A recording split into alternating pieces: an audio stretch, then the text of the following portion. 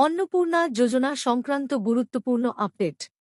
সাধারণ মানুষের জানার স্বার্থে কয়েকটি গুরুত্বপূর্ণ বিষয় তুলে ধরা হল। ১.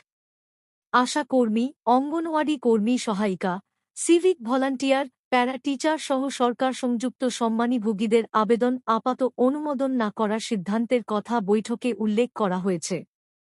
পরবর্তী সরকারি নির্দেশ না আসা পর্যন্ত এই অবস্থান বহাল থাকবে। ২. সরকারি কর্মচারী, পেনশনভোগী বা আয়করদাতার পরিবারের সদস্যদের আবেদনও আপাতত অনুমোদিত তালিকায় না রাখার কথা বলা হয়েছে।